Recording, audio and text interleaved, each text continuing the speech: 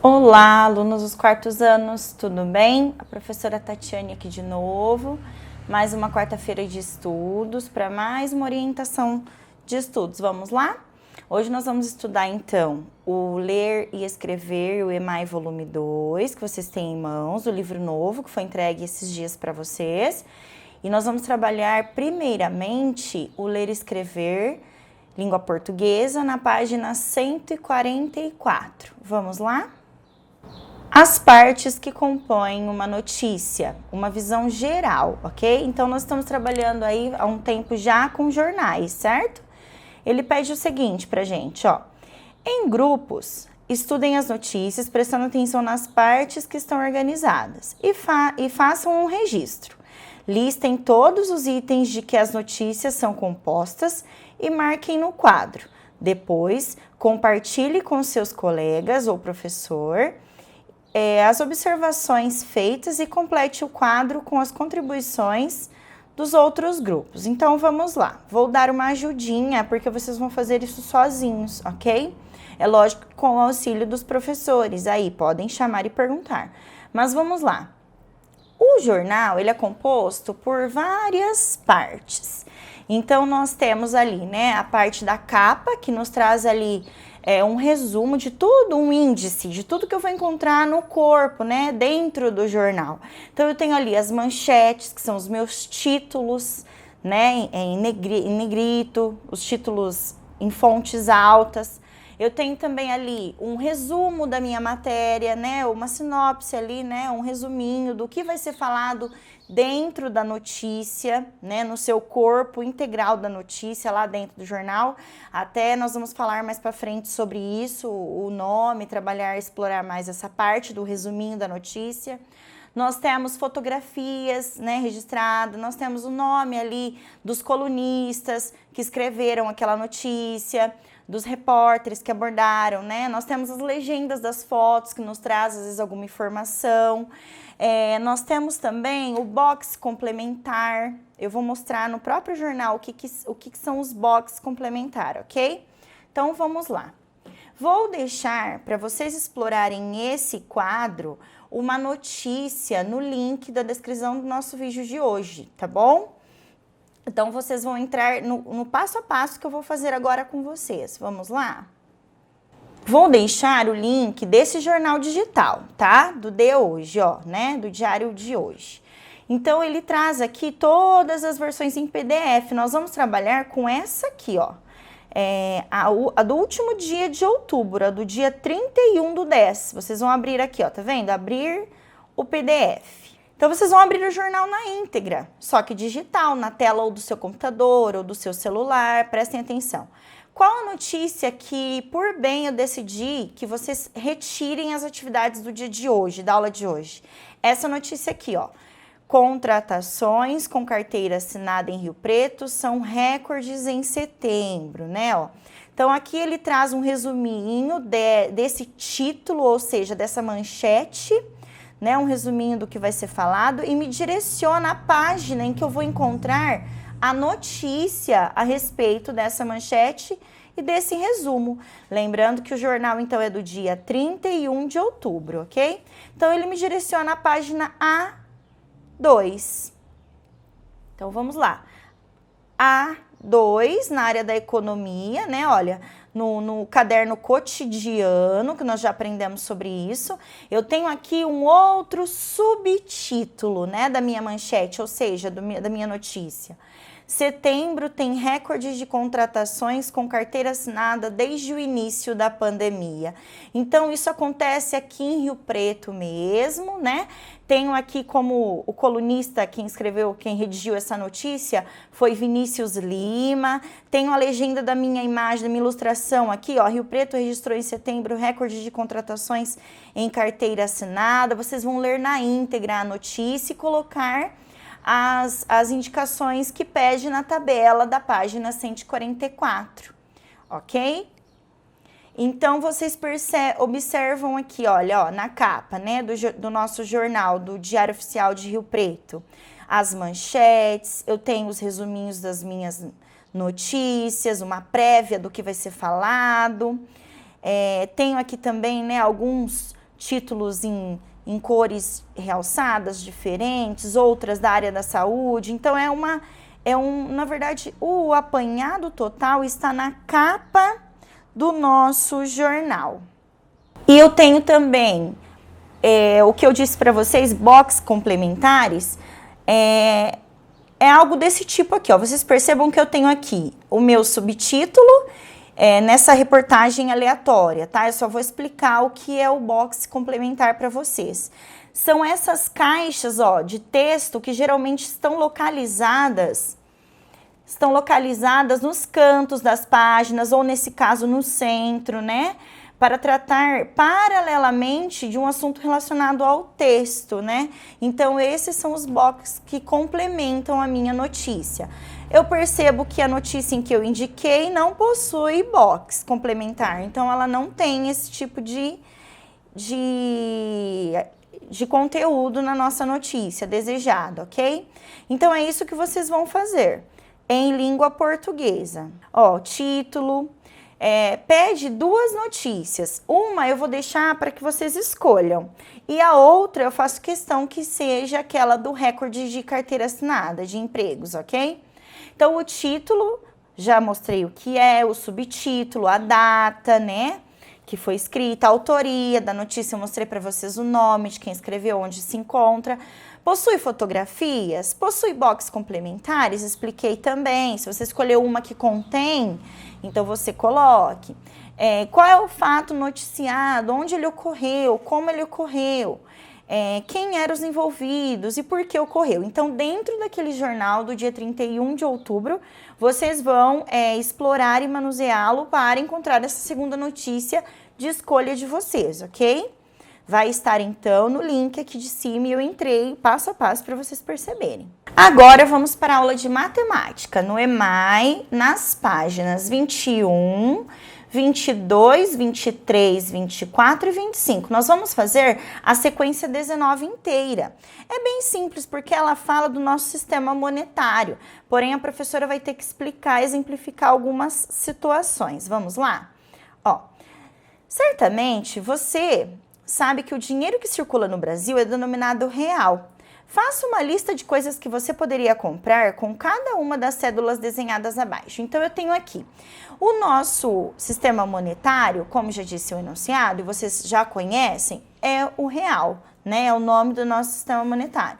Então, eu tenho aqui as cédulas. Quando eu falar em cédulas, vocês têm que visualizar na mente essas cédulas, esse dinheiro em papel, tá? Em espécie. Então, essas são as cédulas. Eu tenho de R$100.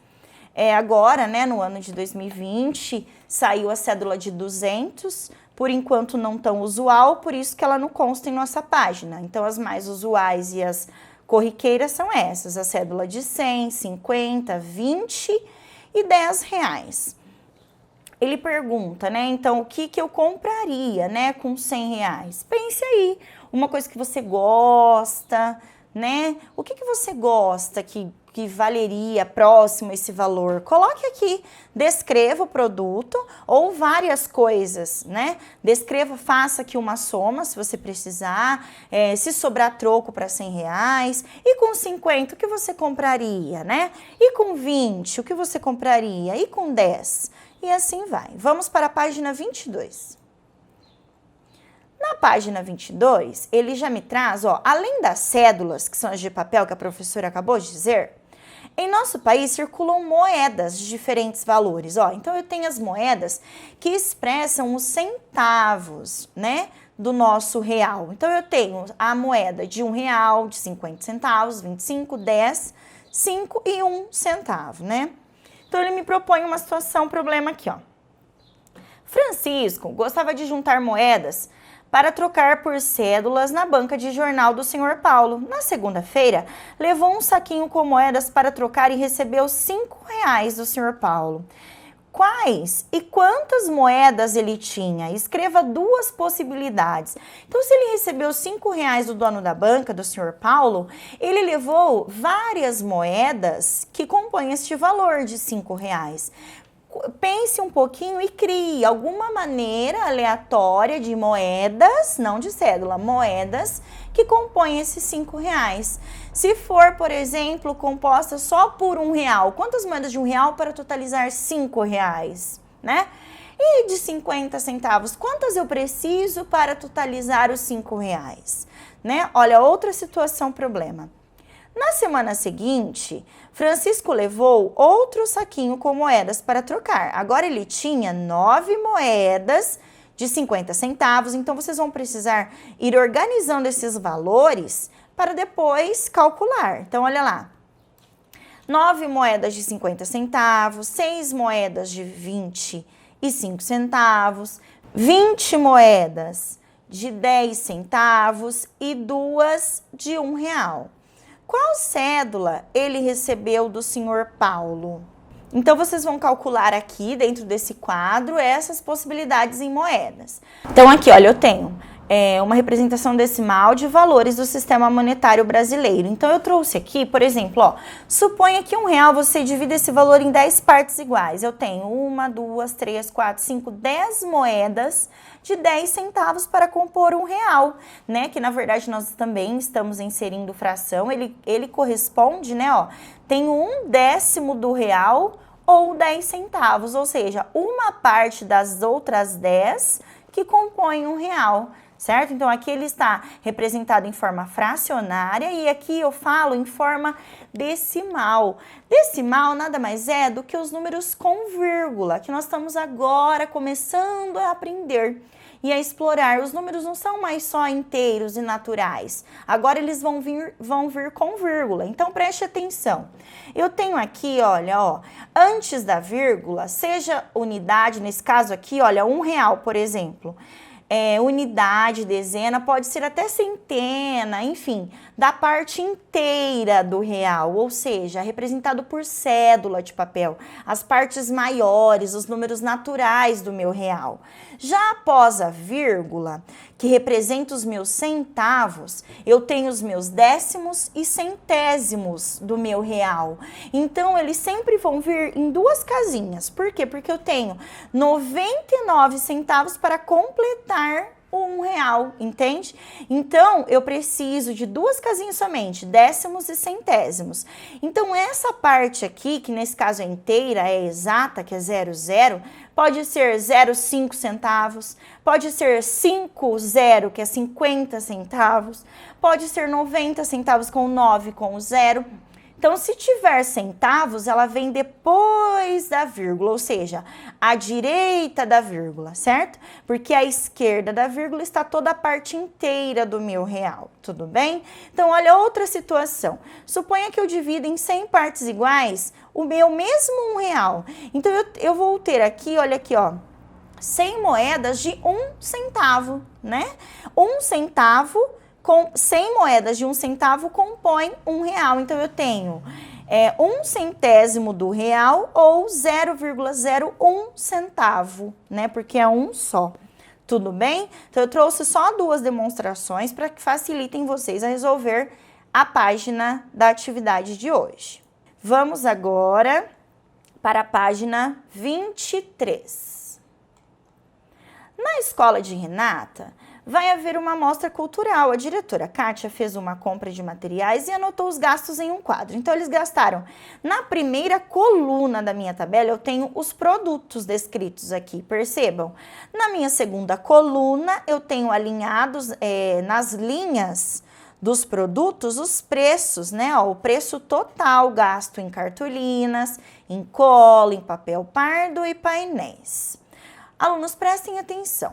Nós estamos começando a ensinar operações com números decimais. Uma coisa de muita importância é que vocês coloquem aí na memória que toda vez que eu for calcular um número real, eu preciso, ao organizar, né, armar a minha conta, eu preciso colocar vírgula embaixo de vírgula. Coloque isso como foco. Toda vez que eu trabalhar com o sistema monetário, tem que vir essa ideia na minha cabeça. Para operar números do sistema monetário, eu tenho que alinhar vírgula embaixo de vírgula, tudo bem? Não posso. Antes eu tinha unidade embaixo de unidade, dezena embaixo de dezena, isso continua. E agora mais essa informação, vírgula embaixo de vírgula, tudo bem? Então, ele pergunta aqui, qual foi o custo total dos materiais? Muito bem, vou utilizar já o que a professora acabou de ensinar. Pode fazer nessa parte em branco, comece pelo número maior, né, como eu sempre aconselho, e vírgula embaixo de vírgula. Esse número maior é o 200, ele é composto por unidade, dezena e centena.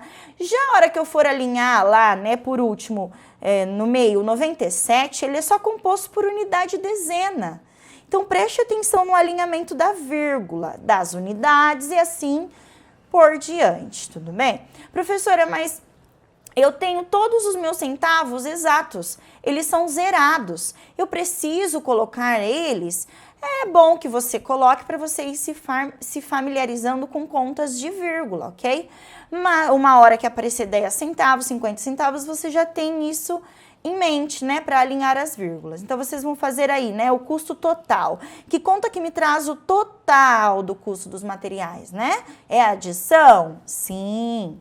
Se a conta for paga em 3 vezes, sem acréscimo, de quanto será essa parcela? Então, após somar, né, o valor total, vou ter que dividi-lo em 3 vezes, para ver quanto que vai ficar, né, cada parcela dessa conta. Se eu for dividir, por exemplo, num cartão, num cheque, né? Às vezes a diretora busca recursos para dividir essa despesa.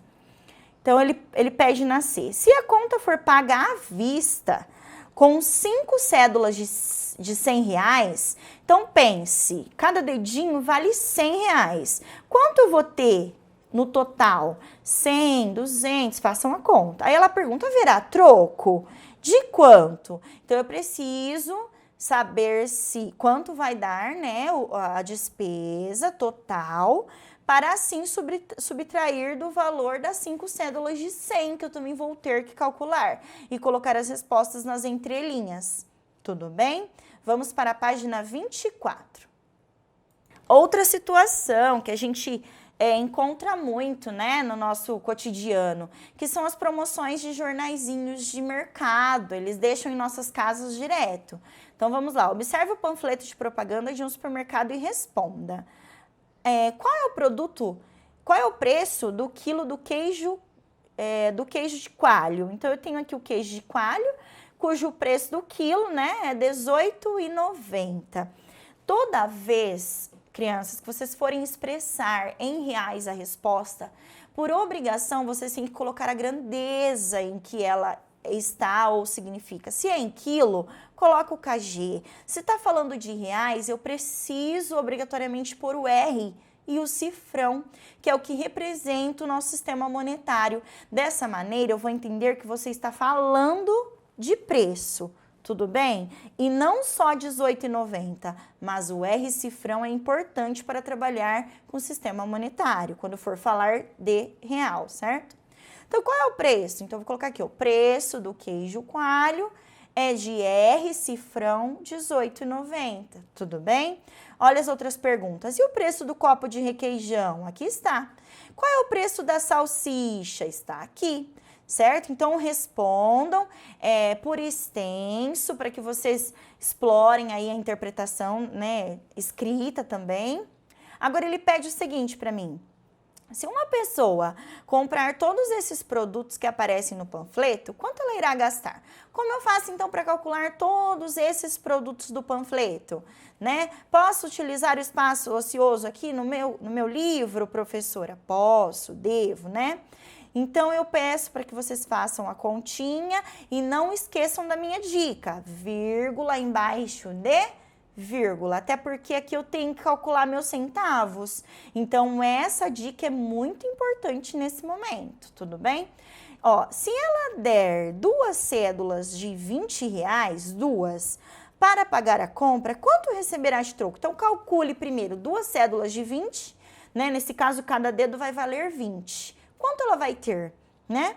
E depois, vai sobrar troco? Depois, resolvendo a questão anterior, eu já vou saber resolver essa. Então, terminamos a página 24. Página 25. Renata foi à loja de sapatos e se interessou por 3 modelos. Observe, tem o modelo 1 e o seu preço. R cifrão, R$ 89,90. É assim que eu leio, tudo bem? O modelo 2, o R cifrão, que está me indicando, na verdade, o preço desse produto, R$ 65,50. E o modelo 3, de R$ 123,25. Quanto ela economizará se comprar o modelo 2, né?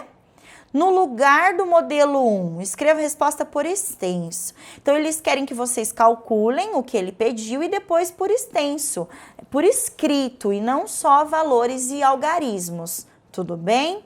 Olha B. Se ela comprar os modelos 1 e 3, né?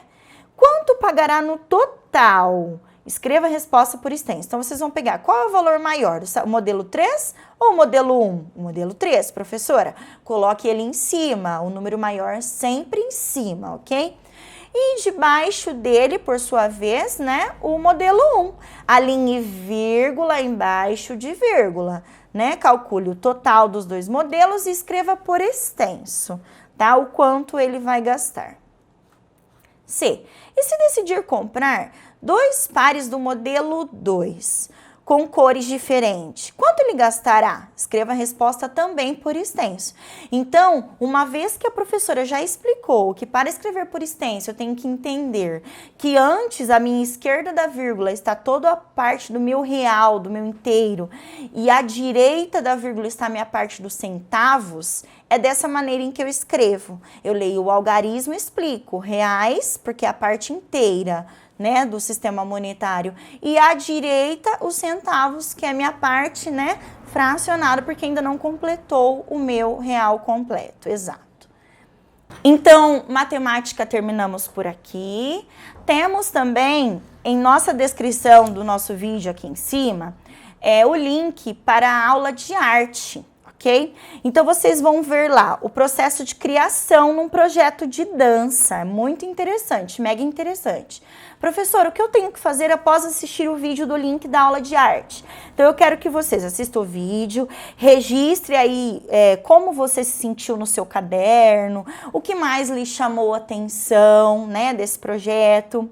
Você também pode tentar realizar esses desafios em sua casa. Ok? Mande vídeos, participação, mande aí a foto das anotações que vocês fizeram da aula de arte, isso também é muito importante para avaliar aí o conceito de vocês nessa disciplina, tudo bem? Conte conosco, quem está com as atividades atrasadinhas pode ir nos procurando para a gente sanar as dúvidas, resolver juntos, para que não fique nada para trás, tudo bem? Se precisar de alguma coisa é só nos chamar no WhatsApp. Um beijo e até a próxima aula!